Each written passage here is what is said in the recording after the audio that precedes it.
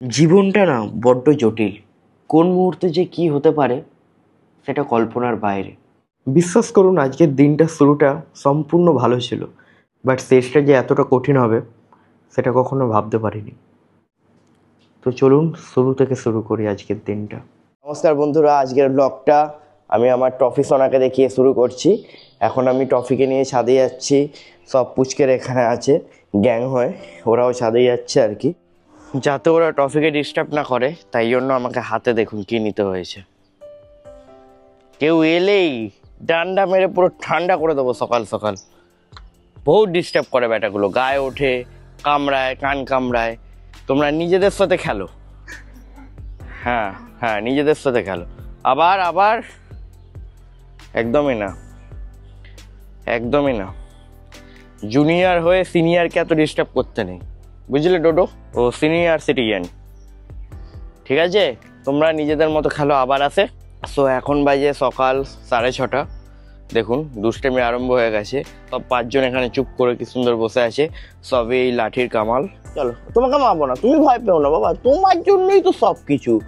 তোমাকে মারবো কখনো? চলো বন্ধুরা, এখন বাজে 6:45। আমি যাচ্ছি এখন জিমে। সত্যি বলতে একদমই যেতে ভালো লাগছে না, বাট যেতে হবে ডিসিপ্লিনের জন্য। টিনটিন এখন পা কেমন আছে? এখন টিনটিন লাফাচ্ছে। আগের দিন ওকে ওর দিদা কামড়ে দিয়েছিল, ক্যাঁ ক্যাঁ করছিল। এনে টিনটিন, এই ও বাবা, সকাল সকাল ওরা মাছ খাচ্ছে। দুই বন্ধু মিলে বিস্কুট থরি না খাবে, দেখো মাছ খাচ্ছে। দেখো এটা কি মাছ? খা খা, মোরলা মাছ খাচ্ছে। ঠিক আছে, এখানে রইলো বিস্কুট, খেয়ে নিবি। ও খাবে না, এখন মাছের টেস্ট পেয়ে গেছে থরি বিস্কুটের মধ্যে। এখন টিনটিন রীতিমতো দৌড়ে বেড়াচ্ছে। ওর পা ফা ঠিক আছে, কালকে কামড়ে দিয়েছিল না ওকে ওর দিদা।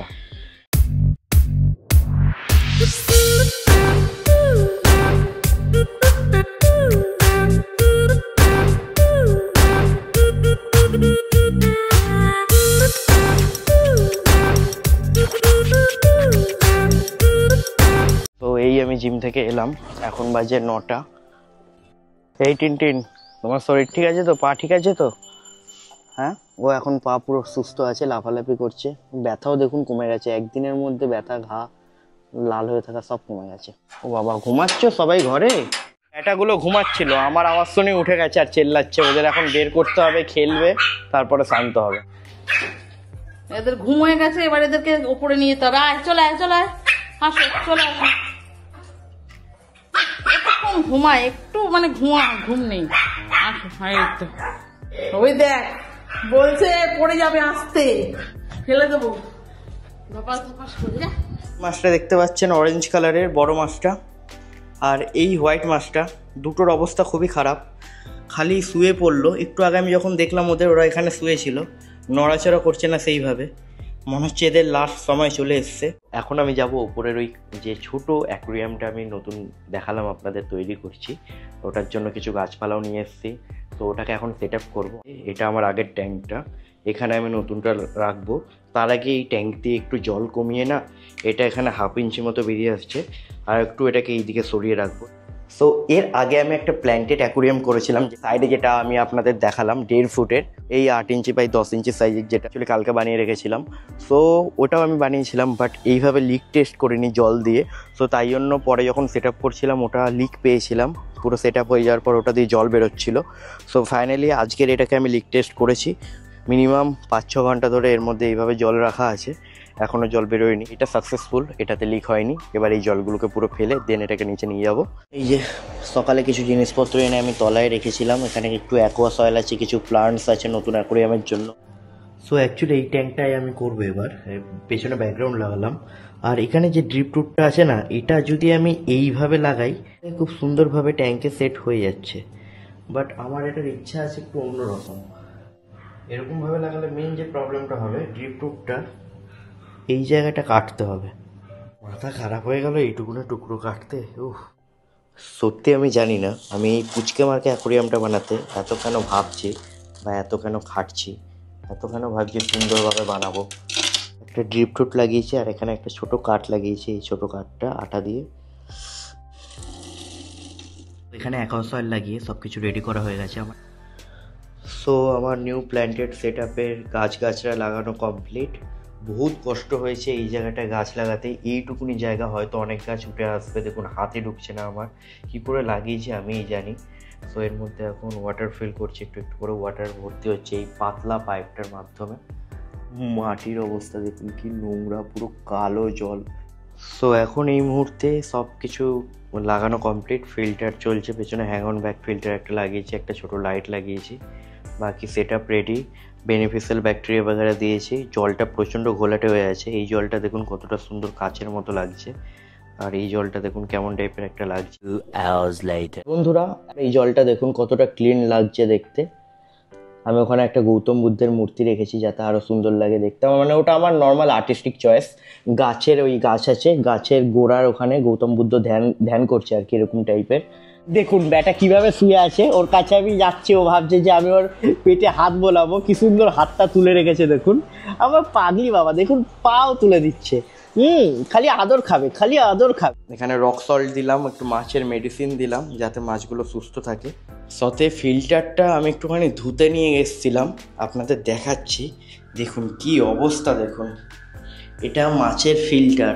দেখুন এগুলো কি দেখতে পাচ্ছেন, এগুলো হচ্ছে মাছের পটি। মানে দেখতে সুন্দর হলে কি হবে, এই কাজগুলোতে খুব নোংরা। ক্লিন করার পর এগুলো পুরো হোয়াইট টাইপের হয়ে গেছে, যতটা পেরেছি করেছি। একটু আগে এগুলোর মধ্যে পুরো কাদা পাক টাইপের ওদের পটি লেগেছিল। তো বন্ধুরা এখন বাজে 1:45। টফি এখানে শুয়ে নিজের কান চুলকাচ্ছে। কি হয়েছে টফি, কি হয়েছে? মুখ চুলকাচ্ছে? আমি চুলকে দেবো, আমি চুলকে দেবো, একটু চুলকে দিই। এনাও এনাও, তোমাকে চুলকাতে হবে না, আমি আছি তো, দাদা আছে তো। না ঠিক আছে, তোমার চোখই দেখা যাচ্ছে না। নাও ঠিক আছে, ঘুমাও তুমি, অল টাইম ঘুমাও, কোনো ব্যাপার না, তুমি খালি অল টাইম ঘুমাও। পরশু দিন আমাদের বাড়িতে আরও দুটো গেস্ট আসবে টফির মতনই। তো আমাদের বাড়িতে আসবে র্যাম্বো আর স্নো, দুজনে থাকতে আসবে 10-15 দিনের জন্য। আমি যাব শনিবার ওদের আনতে। আজকে লাঞ্চে আছে এখানে মাছ করে রেখেছে, মাছ ভেজে রেখেছে। এখানে আছে মুরগির স্টমাক, এখানে আলু বাগেরা সবজি বাগেরা কেটে রেখেছে। গোবিন্দভোগ চাল আছে, চাল দিয়ে কী করবে? মুড়িঘণ্ট, যেটা আমি খাই না। মুড়িঘণ্ট আমার একদমই ভালো লাগে না, মায়ের প্রিয়। আর ওখানে ওটা কি হচ্ছে, পমপ্লেট মাছ। এখানে হচ্ছে পমপ্লেট মাছ। হাফ প্যান্ট পরে ওপরে যাচ্ছে আমি স্টুডিওতে আঁকতে। পেছনে ব্যাগ আছে, ব্যাগের মধ্যে আমার আইপ্যাড ফোন সব রাখা আছে। দেখুন কি অবস্থা আমার ওল্ড আর্টওয়ার্কগুলোর। এখানে আমি একটা কি সুন্দর হেয়ার অ্যান্ড বিয়ার্ড ড্র করেছিলাম অনেক দিন আগে, আর এটা এখানে পড়ে আছে। কে বলবে এটা আর্ট বলুন। আর এখানে আমার একটা সাবস্ক্রাইবার, কোথায় গেল, আমার একটা সাবস্ক্রাইবার আমাকে এঁকে দিয়েছিল। তো এইটা ওই ফটোটা। আর এখানে আমি এই কত আর্ট আছে আমার এখানে। আর এখানে আমি একটা দুর্গা মা এঁকেছিলাম, 3D দুর্গা টাইপের। ওষুধটাকে দেখতে পাচ্ছেন, এখানে আমি নিজের ফেস বানিয়েছিলাম। কেমন বানিয়েছিলাম দেখুন, গোপ সিং সব লাগিয়ে।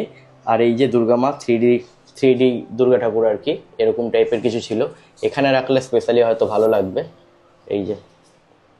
আর এখানে আরও কিছু আছে। এটা আমার ওল্ড আর্টওয়ার্ক উলভারিন, মানে প্রায় আজ থেকে 4-5 বছর পুরনো আর্টওয়ার্ক। আর এখানে আমি দেখো, এটাও মা এখানে রেখে দিয়েছে। এটা আমার মাথার চুল দিয়ে আঁকা, ঠিক আছে। এই যে দেখতে পাচ্ছেন আমার মাথার চুল, এই আঁকাটা পুরো চুল দিয়ে আঁকা, ঠিক আছে। চুল আর আঠা দিয়ে তৈরি হয়েছে। এটা শাহরুখ খানের যে একটা নতুন মুভি এসেছিলো না, যেটাতে শাহরুখ খান টাকলা ছিল, জওয়ান। সো ওই লুকটা করেছি। এটা পুরো চুল আছে দেখুন, এখানে সব চুল। অনেক টাইম লেগেছিলো। সো কীভাবে পড়ে আছে আমার সব অ্যান্টিক আর্টওয়ার্কগুলো। হ্যাঁ, ঘুমাচ্ছিলে তোমরা? উঠে গেছে, আমার আওয়াজ শুনে উঠে গেছে। এটা উইকি। কি যে হলো আমার এই মাছটার। আমি এই জলে ওষুধ দিলাম, এই ফিল্টারটা ভালো করে ধুলাম, সব কিছুই করলাম, অক্সিজেনও চলছে। তারপরেও দেখুন মাছটা কীরকম হয়ে গেছে। রক সল্ট দিয়েছি, আর বাঁচার নয়, কি আর করা যাবে। খারাপ লাগে জানেন তো, এত পুরনো মাছ, ওই মাছটা মারা গেছে তো খারাপ লাগে। মিনিমাম 3-4 বছরের ওপরের বয়স মাছটার। আমার সব পুরনো মাছগুলো মারা যাচ্ছে এখন কদিন যাবৎ।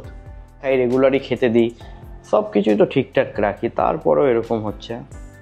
একদমই ভালো জিনিস না এরকম করে মাছেরা মারা যাওয়া। কালকে আমি একটা বিরাট কোহলি আর্টওয়ার্ক করছিলাম, যেটাকে আমি হাফ কমপ্লিট করে রেখেছি। এখন আমি ওটাকে নিয়েই বসবো। কালকের ব্লগটা আপনারা না দেখে থাকলে গিয়ে দেখতে পারেন। কালকের ব্লগে আমি দেখিয়েছি যে আমি এই আর্টওয়ার্কটা কীভাবে করেছি আর কখন কি করেছি। ডেইলি আমি আপডেট দিই আর কি। কালকে আমি এইটুকুনি আর্ট করে রেখেছিলাম, আজকে এই যে তলার এই ক্যারেক্টারটা করব। আর এইটা অনেকটাই চ্যালেঞ্জিং হবে আমার জন্য, কারণ এইখানে যে বিরাট কোহলি স্যারের চোখটা না, ওটা দেখুন এই পেন্সিলের লিডের থেকেও ছোট। আর আইবলটা আর কি।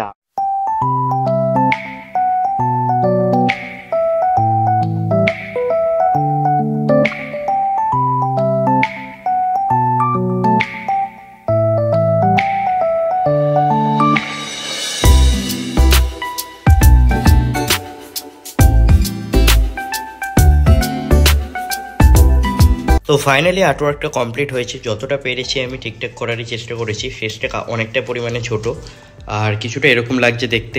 এখন প্রচণ্ড টায়ার্ড লাগছে, আবার কালকে একটা নতুন আর্টওয়ার্ক নিয়ে বসবো। সপেদি সেই সকাল থেকে ঘুমোচ্ছে, 9টা থেকে ঘুমোচ্ছে, এখন 1টা বেজে গেছে। এই সবে ঘুম থেকে উঠলো, উঠে ডাকছে কি হয়েছে, এবার বেরোবে বাইরে। এখানে ওদের মা মিল্কি, এরও ঘুম ভেঙে গেছে, এও ঘুমোচ্ছিল। আর এখানে টফি এখন শুয়ে আছে, শুয়ে নেই বসে আছে। এখানে টপি এখন বসে আছে।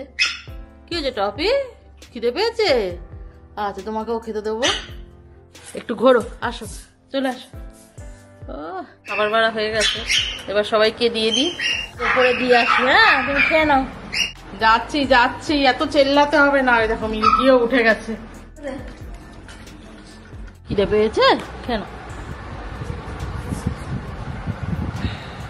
যে পদ্ম গাছগুলো নতুন নিয়ে এসেছি ওইগুলোর জন্য আলাদা আর একটা ওপরে পন্ড টাইপের বানাচ্ছি। টোটাল এবার 3টে পন্ড হবে, আর ওর মধ্যে 3টেতেই মাছ রাখবো। একটাতে তো পুরো মাছ আর মাছের বাচ্চা পুরো ভরে গেছে, গাপ্পিস আর ওর বেবিরা ভরে গেছে। আর একটাতে রাখবো 24 ক্যারেট গোল্ড গাপ্পি বলে, আর একটাতে আরেক ধরনের একটু ভালো গাপ্পি রাখবো। সব থেকে বেশি এটা আমাদের কেমন কেমন লাগে সেটা হচ্ছে এই মাটির সাথে এই গোবর সারটা মিক্স করা। এর মধ্যে দিয়ে অনেক সময় পোকা বেরোয়, কেঁচো বেরোয়, তো তাই জন্য এটা পুরো গোবর অনেকদিন ধরে পড়ে থেকে মিনিমাম 6-7 মাস বা 1 বছর 2 বছরের উপরে পড়ে থেকে এটা সারে পরিণত হয়। এখানে এই যে কিছু গাছ আছে পদ্ম গাছ, এগুলোই এখন এখানে লাগাবো। তার উপরে বালি দেবো হালকা, যাতে জলটা নষ্ট না হয়, নোংরা না হয় আর কি। বেসিক্যালি কিছু মাছ ছাড়বো। কি বাজে ব্যাপার বলুন তো এটা। আমি ওপরে আঁকছিলাম, এসে দেখছি ওরা খেলা করছে, ঝগড়াঝাটি করছে। আমি এমনি শুয়েছিলাম, রেস্ট নিচ্ছিলাম। অ্যাকচুয়ালি আমার এই খাটের এখানে কিছু ফল রাখা থাকে, যেমন কি এখানে 2টো পেয়ারা রাখা ছিল, ঠিক আছে। এবার ব্যাটাগুলো কখন ঘরে ঢুকেছে আমি জানি না, দেখছি বাইরে চিল্লাচিল্লি করছে। এসে দেখছি দেখুন কখন যে পেয়ারাটা নিয়েছে, দেখুন ঝগড়া আরম্ভ হয়ে গেছে ভাই বোনদের মধ্যে। দেখুন এটা কি করেছে, দেখুন পেয়ারাটার অবস্থা দেখুন। এটা আর পেয়ারা আছে? পেয়ারাটার মিনিমাম 60% ওরা খেয়ে নিয়েছে। দেখুন এই পেছনটা আছে পেয়ারাটার, বোঝা যাচ্ছে এটা পেয়ারা। 5 জন মিলে তাই ভাবছি, তখন দিয়ে কেন এত ঝামেলা করছে। দেখুন দেখুন কি অবস্থা, দেখুন ব্যাটাগুলো দেখুন, মনে হয় খেতে পায় না ব্যাটাগুলো। যাবে নে খা। সত্যি বলতে না, এরা কুকুর না, এরা আস্ত গরু, যা পারে তাই খায়। মা একটু আগে কলা খাচ্ছিল, কলা খেতে খেতে কলার চোকলাটা ফেলেছে, দেখো চোকলাটাও নিয়ে খাচ্ছে। এখন ধরতে গেলে দেখো দেখো দেখো, দে কলার চোকলা দে। কলার চোকলা খেয়ে নিল, দেখো কি অবস্থা। ডোডোকে এখন চুল আসলাচ্ছে। ডোডো, ও ডোডো তুমি চুল আসলাচ্ছ? দেখি তো, দেখি দেখি মুখটা দেখাও, এদিকে দেখাও। বাড়িতে একটা মাত্র ছেলের ডগ বলে কথা, ডগি, তাই না? ও ভালো করে চেপে চেপে আসছো। একটু বেরো তো, একটু ঘোরো। এবার টপিকে একটু ছাড়ছি, দিয়ে করছে, যাও একটু ঘোরো। এখানে না, এখানে না, এখানে টোটোকে চুল আসছে। তুমি ঘরে যাও, দাদার কাছে যাও। আদর খাওয়ার জন্য সামনে এসে শুয়েছে। লাইফের প্রতিটা মুহূর্ত কতটা কমপ্লিকেটেড। এখন বাজে 2:13, রাত 2:13। আমি শুয়ে পড়েছিলাম ঘুমাবো ভেবে, বাট অ্যাকচুয়ালি টপি প্রেগনেন্ট ছিল। 2 মাস যাবৎ হতে যায়, 50 দিনের কাছাকাছি ওকে খুবই কেয়ারে রাখতে হচ্ছে। সকালবেলা, দুপুরবেলা, সন্ধ্যেবেলা অল টাইম সাবধানে সিঁড়ি দিয়ে উপরে উঠে টয়লেট পটি করাতে হয়। ওর ঘরে খাঁচাটা এতেই থাকে, বাট ওর প্রেগনেন্সিটা নষ্ট হয়ে গেছে। আজকে কিছুক্ষণ আগে আমি জানতে পারলাম বাচ্চাগুলো মারা গেছে সব। অ্যাকচুয়ালি ইউরিনের জায়গা দিয়ে ব্ল্যাক কালারের কাদা কাদা টাইপের বেরোচ্ছিল। সো আমি সুজিত দাকে ব্লগে, ওনাকে দেখেছেন, ওনাকে আর কি পাঠাই ভিডিও। উনি বলেন আমাকে যে এই ব্যাপার হচ্ছে, এটা বহুত কমপ্লিকেটেড ব্যাপার। সব বাচ্চাগুলোকে এই রাত্রে, এই 12টার পর আমাদের কথা হলো, মানে বাচ্চা বাঁচানোর আর কোনো সম্ভাবনা নেই, ওরা নেই আর, মারা গেছে। টপিকে আগে বাঁচাতে হবে এখন। প্রথমে আজকে রাত 10টার পর দিয়ে একটু একটু করে কাদা কাদা টাইপের বেরোচ্ছিল, এখন কিছুক্ষণ আগে যাবৎ প্রচন্ড পরিমাণে বেরোচ্ছে। এই দেখুন এখানে সব বেরিয়ে পড়েছিল, ওইখানে এই বালিশের ওপর লেগে আছে, ওইদিকে পড়ে আছে, ওর পুরো পা ভিজে গেছে কালো রঙে। ভিডিওতে আমার দেখাতে ভাল লাগছে না, উল্টালে পুরো আর কি পুরো ভিজে আছে ও তলার দিকটা। সো রাত 1টার পর আর কি আমি সবকিছু জানতে পারলাম। সুজিতদা আমাকে কিছু মেডিসিন বললো, অ্যাপেলোতে গিয়ে আমি আর বাবা মিলে একটু আগে নিয়ে এলাম, 2টো মেডিসিন নিয়ে এলাম। সব শেষ হয়ে গেল মনে হচ্ছে। কত দিনের আমার একটা অপেক্ষা ছিল, একটা আশা ছিল, একটা সাধনা ছিল, কারণ ট্রফির এজ মিনিমাম 4 বছরের উপরে হতে যায়। আমি ভয় ওর কখনো বেবি নিইনি, লাইক কোনো কমপ্লিকেটেড যদি ব্যাপার হয়, কারণ পমরেনিয়ান বা এরকম ছোট ব্রিডের খুব কমপ্লিকেটেড হয়, আর ট্রফির এমনিতে কোনোভাবে পেটে ওর লেগে গেছিল, উনি বললো যে লাগা থেকেই বেবি নষ্ট হতে পারে। 48 ঘন্টার মধ্যে আর কি লেগেছে কোনোভাবে, কি করে কখন লেগেছে আমরা জানি না। যতটা পেরেছি কেয়ারেই তো অল টাইম খাঁচাতেই থাকে, আমি আমার আগের ব্লগেও দেখিয়েছি। মানে কেমন হয়ে গেল জানেন তো, সবকিছু কেমন একটা স্তব্ধ লাগছে, কিছু ভালো লাগছে না।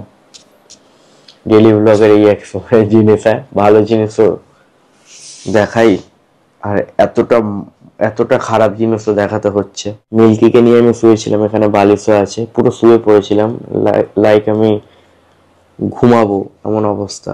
তো বাইরে দিয়ে টয়লেট করে আসার সময় টফির একটা ভিডিও করে আমি ওনাকে দিয়ে রেখেছিলাম। তো উনি রাত্রে ফর্চুনেটলি 12টার দিকে দেখে আমাকে সঙ্গে সঙ্গে কল করেন, বলেন সবকিছু যে এটা এরকম এরকম ব্যাপার। তো দেখি কালকে এখন কি করা যায়, ওটা পুরো ওয়াশ করে বের করতে হবে, বাচ্চাদের ভেতরে যা আছে, নাহলে পেটে আর কি বাচ্চা জমে আর কি ওর লাইফ রিস্ক হয়ে যাবে টফি। চলুন কালকে সকালে কথা হবে। আই ডোন্ট নো আমি ঘুমাতে পারবো কিনা, খুব টায়ার্ড, সকাল থেকে অনেক কিছু করে যাচ্ছিল তাই জন্য। তো কালকের পর আর সেভাবে কিছু রেকর্ড করা হয়নি, সকাল দিয়ে মিনিমাম অনেকজনকে কল করেছি, রাতে সেভাবে ঘুমও হয়নি। তো এখন ওকে নিয়ে যাওয়া হচ্ছে কলকাতায় দমদম পার্কের ওখানে ভেট ল্যাব বলে কোনো এক হসপিটালে। কারণ যদি কোনো বাচ্চা এখনো ঠিক থাকে আর কি, 2টো স্লট থাকে পেটের বেবি থাকার ডগেদের। সো একটা ড্যামেজ হতে পারে, আর একটা হয়তো ঠিক থাকতে পারে। সো যদি ওটা ঠিক থাকে, ওটা আলট্রাসোনোগ্রাফি করেই বোঝা যাবে। সো ওইটা আগে চেক করব, তারপর ডক্টরের কাছে নিয়ে যাব। ও এত ভীতু না, ও এখানে সাইডে বসছে না, খুব চিন্তা হচ্ছে, বাড়ির সবার মন মেজাজ খারাপ।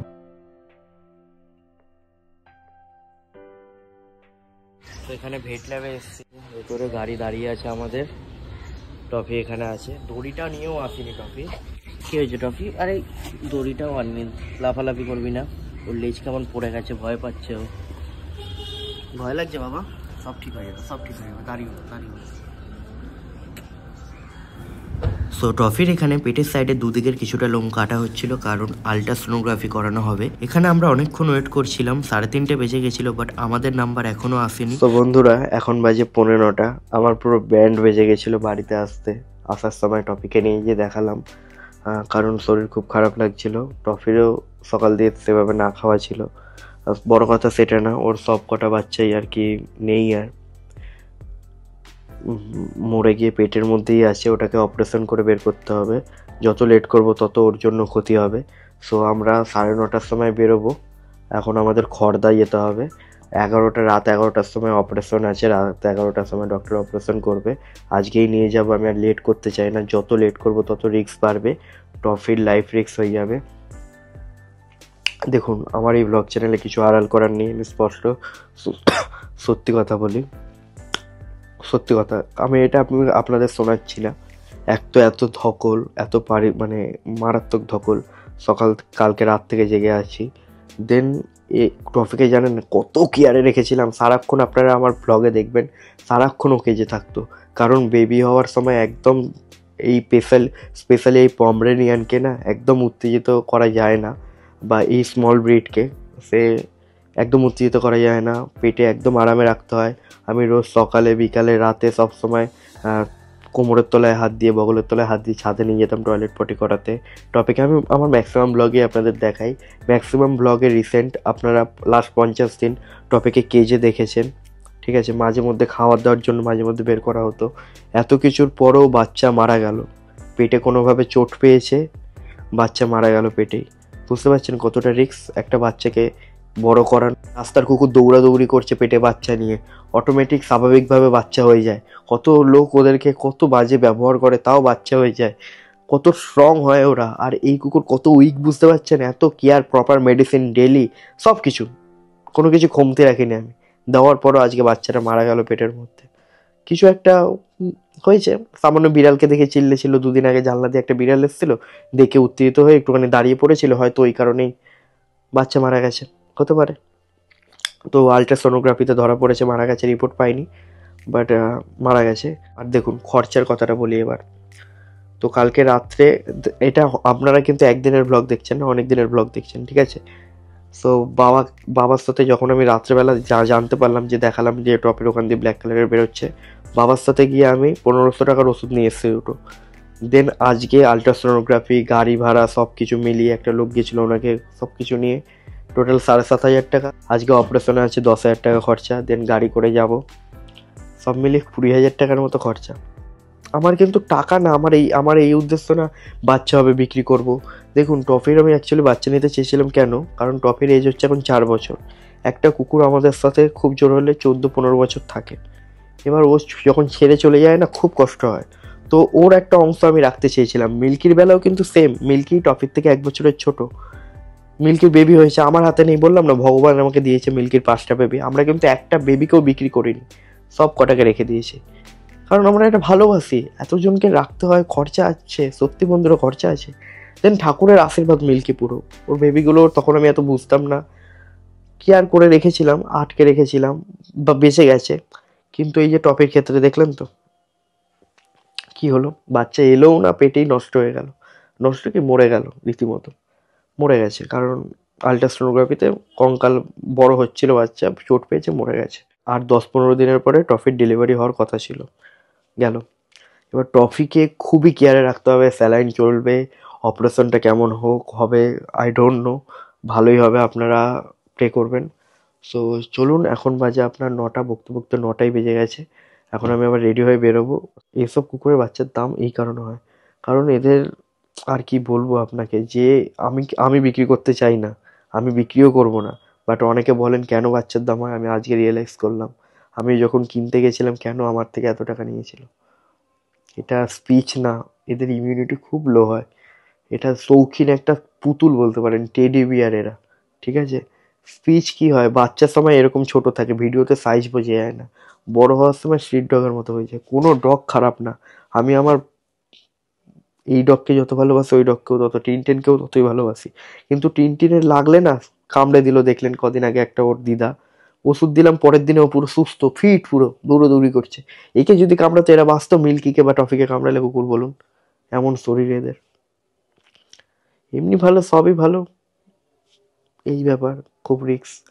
সো অনেক বকর করলাম ব্লগটা, আই ডোন্ট নো কেমন হবে, কারণ অনেক টাইম পর আমি রেকর্ড করছি, কারণ এনার্জি পাচ্ছি না, ইচ্ছা পাচ্ছি না, মন একদম খারাপ, কি রেকর্ড করবো, তাও আপনাদের আপডেট দেওয়া দরকার, তাই আর কি।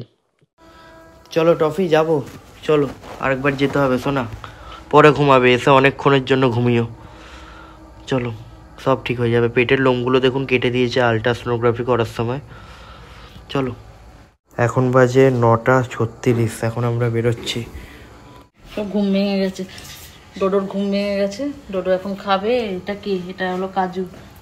কাজু এখানে আছে উইকি, সফেদি আর যজ্ঞু, 3জনে এখানে ঘুমোচ্ছে, আর এখানে মিল্কি ঘুমোচ্ছে। সবাইকে খেতে দিতে হবে। দেখে একটু এদিকে মুখটা দেখা টফি, আরে এইদিকে একটু, ও স্থিরভাবে বসছেই না, কোলে উঠবে, কোলে। টফি হয়েছে, বাইরে যাবে না, প্রচন্ড ভয় পাচ্ছে, ওকে তলায় রাখলে এদিকে ওদিক ছটফট করছে। আর আমার বাবা আমার সাথে এসছে, এদিকে পাত্তা নেই, বাবা চলে গেছে। রেস্ট নিচ্ছে, 12টা দিয়ে অপারেশন হবে।